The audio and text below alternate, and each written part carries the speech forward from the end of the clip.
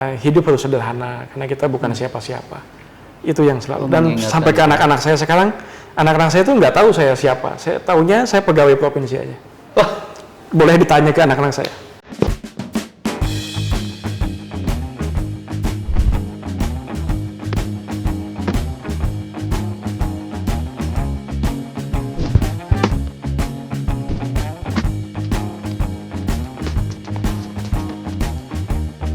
Assalamualaikum warahmatullahi wabarakatuh. Halo Sobat Warta Kota dan Sobat Tribun Tangerang dimanapun berada. Bertemu lagi dengan saya Eko Priyono, manajer peliputan di Warta Kota Network. Saya sekarang sedang berada di kantor Dinas Komunikasi, Informasi, Statistik dan Persandian atau Diskominfo SP Provinsi Banten. Nah, di samping saya ada Pak Pelaksana Tugas Diskominfo SP, Bapak Arif Agus Rahman ya Pak? Ya. Atau yang lebih populer disebut Pak Arif Koper. Koper ya, bukan koper. Apa kabar Pak? Baik, baik. Alhamdulillah Pak. Pak Kadis boleh cerita sedikit. Pak Kadis kan PLT gitu ya? Ya. Tapi sebelumnya menjabat sebagai apa dan mungkin lebih jauh lagi boleh cerita soal apa ya biodatanya Pak Kadis, data diri Pak Kadis. Pak Kadis tuh orang mana gitu? Apakah orang pendatang atau orang sini? Kemudian masa pendidikannya gimana? Kuliah di mana? Dan sampai di posisi sekarang gimana ceritanya? Siap, baik. Iya, saya dapat tugas tambahan sebagai PLT di sini. Definitif saya itu di Biro Adpim. Saya itu kepala bagian materi dan komunikasi pimpinan. Kepala biro Pak ya? Enggak, kepala bagian. Kepala bagian. Kepala bagian. Okay. Saya sadar betul bahwa di Kominfo ini saya mendapat tugas tambahan aja dari pimpinan.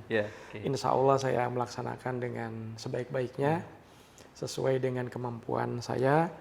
Dan saya juga bukan karena paling bisa di sini. Tapi saya yakin dengan kerjasama, dengan kekompakan dan arahan dari pimpinan, insya Allah ya bisa menjalankan tugas dan fungsi di Kominfo ini. Tapi udah 4 gubernur ini percayanya sama Pak Kadis. Itu di Adpim. Memang ya? saya di Adpim, Okay. saya udah hampir 5 tahun. Hampir 5 tahun saya di Adpim di posisi yang sama. Ya itu nggak tahu saya juga. Tapi memang ya saya bersahabat, berteman, membangun kekeluargaan dengan teman-teman media, ya hampir setiap hari. Saya kalau dalam waktu luang saya tuh ya suka dengan teman-teman media gitu, dengan berdiskusi atau ada teman-teman media yang ngajak kemana atau kemana, saya suka dengan teman-teman media lah, suka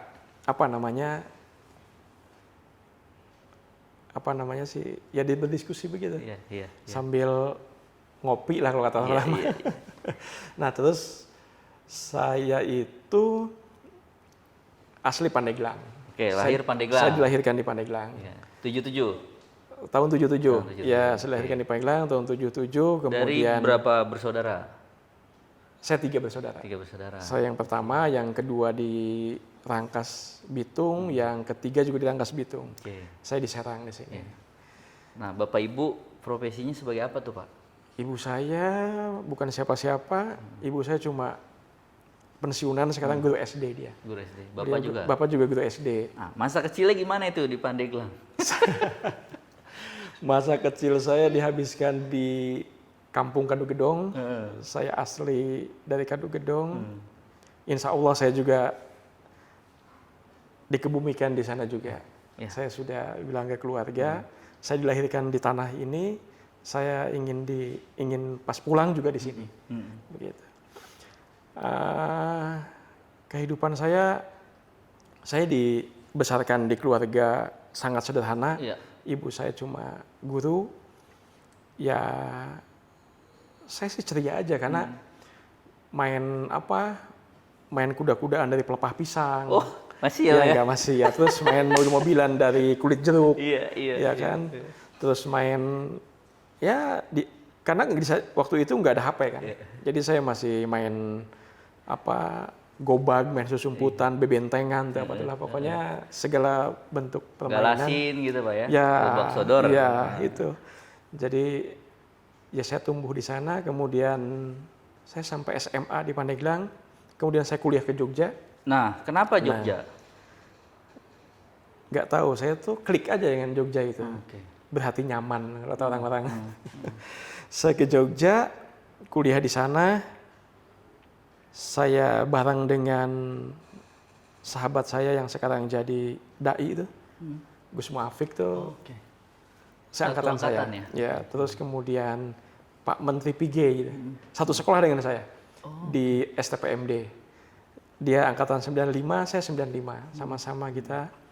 Dan saya di sana ya bermain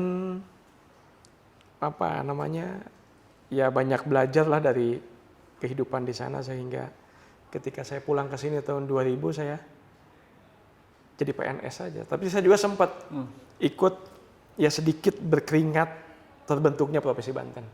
Waktu itu saya mahasiswa di Jogja, saya ikut aksi di Bandung waktu tahun 99 tuh. Sampai tahun 2000. Tahun 2000 itu saya ikut aksi di Gedung Sate dengan teman-teman Porban waktu itu, teman-teman di Bandung. Kami dari Pormabi di Jogja, teman-teman dari Jogja ke Bandung tuh naik kereta. Besoknya aksi selama sebulan tuh di sana untuk mendapatkan rekomendasi dari DPRD Jawa Barat untuk pembentukan Provinsi Banten. Itu masih sebentar Pak. Jadi buat teman-teman yang belum tahu, dulu Banten ini sebelum jadi provinsi baru ya Pak, tergabung di wilayahnya Jawa Barat gitu kira-kira. Ya. Jadi nanti loh kok Jawa Barat nih? Enggak, ini penjelasannya gitu ya kira-kira. Iya. Ya Pak, lanjut Pak. Siap, ya ikut dengan teman-teman, dan kemudian pas tanggal 4 Oktober juga saya ikut di gedung DPR MPR. Ngawal itu ya? Ngawal, saya hadir di situ.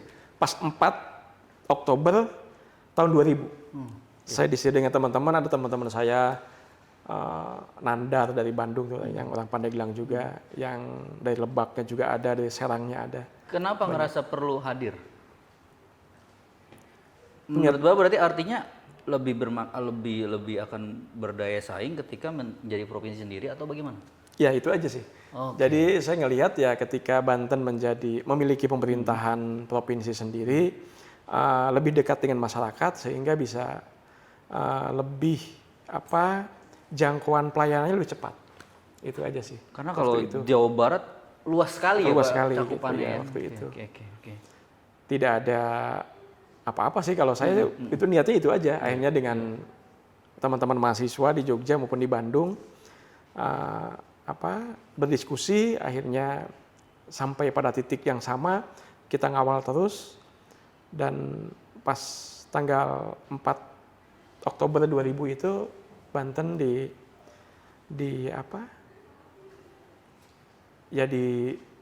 provinsi dikukuhkan gitu. Lah ya, dikukuhkan menjadi provinsi di paripurna itu. Iya. Di era presidennya Gus Dur kalau nggak salah. 2000. Iya. Oh, berarti itu senangnya double tuh Pak ya. Putra daerah gitu kira-kira, ikut hadir. Langsung ini. Tapi tanggung jawab moralnya tinggi juga. Tapi memiliki tanggung jawab moral yang tinggi bahwa ya kita memiliki kewajiban yang sama, siapapun memiliki tugas yang sama untuk mengabdi kepada Provinsi Banten maupun kepada Indonesia. Pak tadi bicara kuliah, kan Bapak dari bilang keluarga sangat sederhana. Untuk biayanya gimana Pak? Apa Bapak beasiswa atau? Enggak, saya itu dikirimi orang tua itu 100.000 per bulan. Iya, setiap bulan itu 100.000. 100.000. Jadi kalau tanggal 25 atau 24 main ke teman-teman. Jadi kalau ada Indomie 1, saya pinta tuh Indominya. Ini kunjungan sosial. Iya, kunjungan sosial, ada Indomie, saya pinta tuh Indominya. Minimal bisa bertahan sehari saya. Karena cukup makan Indomie sehari, ya besoknya. Jadi makannya nggak 2 kali tuh. Dulu sekali aja. 100.000 waktu itu. Saya dikirim 100.000 sampai tahun 99. 100.000. Jadi nggak pernah naik-naik tuh. Pokoknya dari 95 sampai 99 tuh 100.000 aja. Tapi waktu itu memang masih murah sih. Saya ke Jogja itu kalau naik stasiun dari Lempuyangan ya, naik kereta Ampu Jaya waktu itu cuma 9.000. Iya. Dia cuma 9.000. Masih ada buat bertahan hidup ya Pak? Ya, Masih banyak lah ya. Nah kemudian selesai kuliah tahun 2000 berarti? 99 saya. 99 akhir saya 99 akhir 2000 awal wisudanya. Kalau selesai 99 akhir Nah kan. itu langsung kembali atau kayaknya hidup di Jogja dulu atau gimana Pak? Enggak, saya langsung kembali. Langsung kembali Langsung kemudian kembali ada penerimaan CPNS. Iseng-iseng ikut aja tuh. iseng-iseng.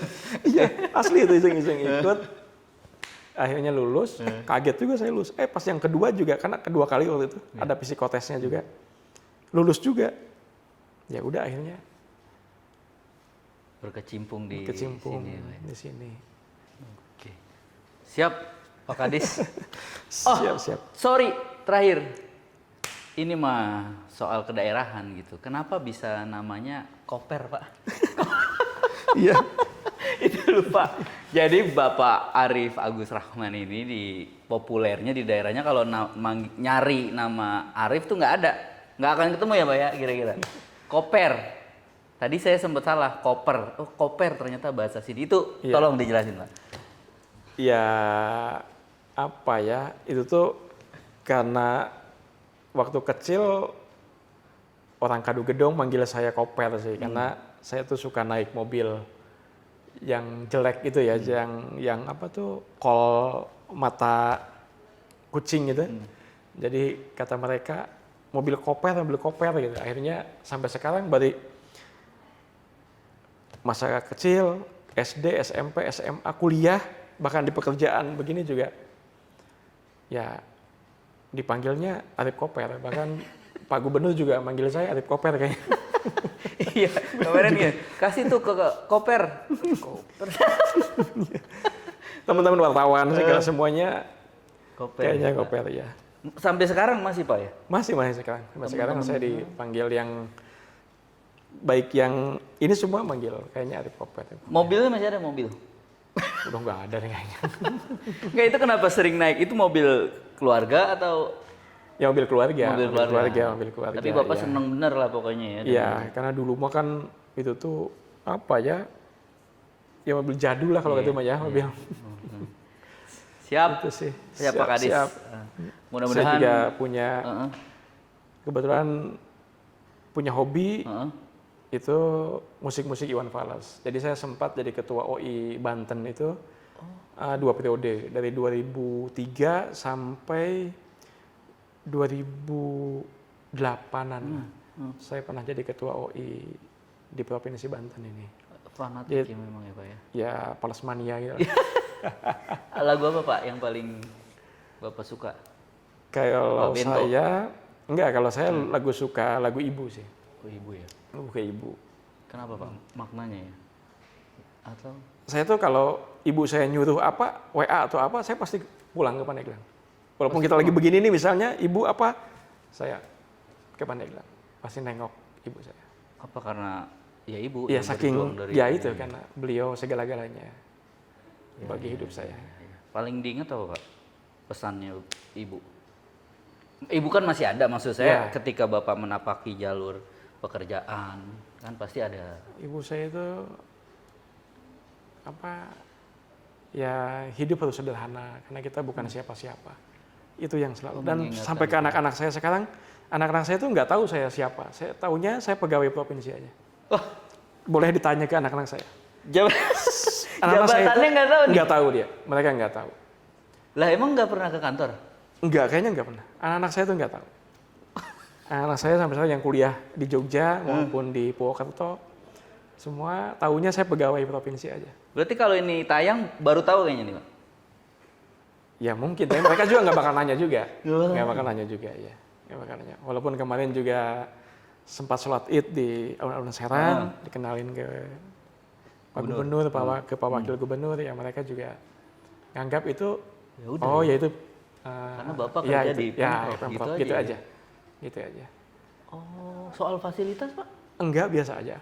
Kan Bapak sama istri kan kerja, artinya kan secara ekonomi Bisa lah mencukupi. Ada di LHKPN saya semua dicantumin di situ. Enggak, maksudnya tidak mengajar.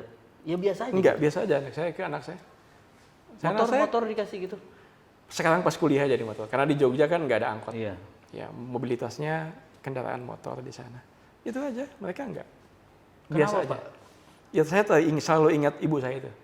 Bahwa ya ketika kita ingin berhasil ya harus prihatin gitu.